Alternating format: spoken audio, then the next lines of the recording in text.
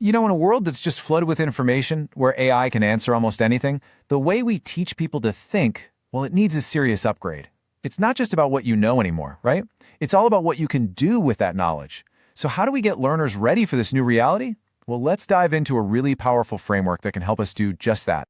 And really, this is the big question, isn't it? This is the central challenge we're all facing. I mean, how do you teach deep, critical thinking when answers, and let's be honest, even some pretty complex creations are just a click or a prompt away? How do we push past just remembering stuff and get to a place of real understanding and true innovation?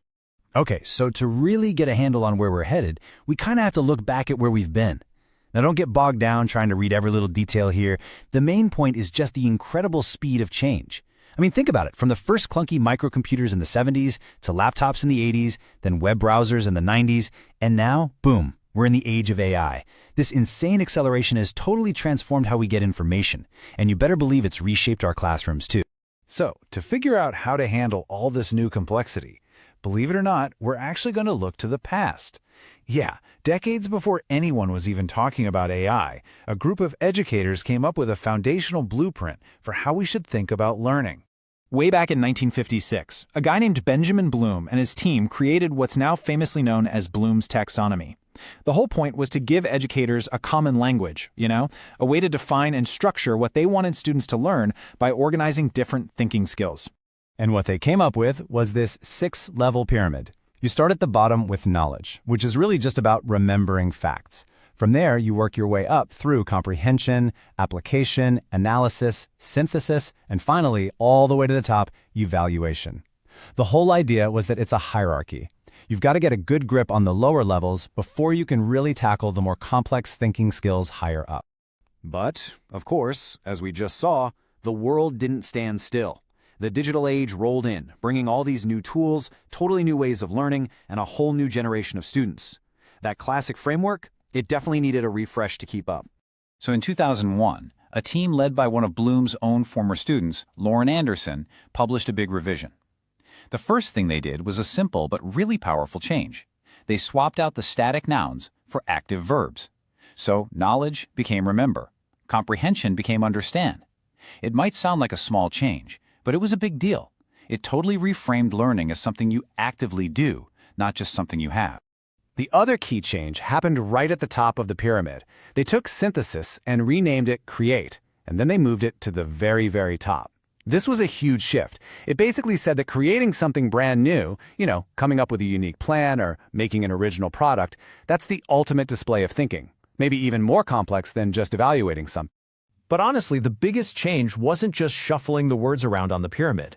The revision introduced a whole second dimension, and this is what turned it into a much more powerful, much more useful tool for teachers. So instead of just a one-dimensional pyramid, the revised taxonomy is now a two-dimensional table. Check it out. On one side, you've got the cognitive processes, those 6 action verbs we just talked about. But then, on the other axis, you have the knowledge dimension. This breaks down the type of knowledge we're talking about. Is it factual, conceptual, procedural? And they added a super important new one, metacognitive knowledge, which is basically thinking about how you think. This grid gives the educators a way more precise map for designing and checking on learning. Okay, so you might be thinking, why are we talking about a revision from over 20 years ago? Well, here's why it's so important right now. It's because this two-dimensional framework is the perfect blueprint for figuring out how to strategically use AI and all our modern digital tools in the classroom. All right, let's take these 6 levels one more time. Remember, understand, apply, analyze, evaluate, and create. We're going to see how they map almost perfectly onto the digital and AI tools that we're all using every single day. This table lays it out so clearly with some great concrete examples. So for remember, that's as simple as using Google to look something up. For understand, maybe you're creating and tagging bookmarks to organize ideas. When it's time to apply, you could actually go edit a wiki page and add to a knowledge base. To analyze, you could use a survey tool to collect data and figure out what it means. For evaluate, you could write a thoughtful response to a blog post. And finally, to create, you could make your own video or put together a presentation. See how that works? And this is where it gets really cool, because AI just supercharges all of this. AI tools can spit out flashcards and quizzes to help you remember. They can run interactive simulations to deepen your understanding. They can create immersive scenarios to help you apply what you've learned. And AI can crunch tons of complex data when you're analyzing, it can help with peer reviews for evaluating, and it can be a partner in collaborative projects when you're ready to create.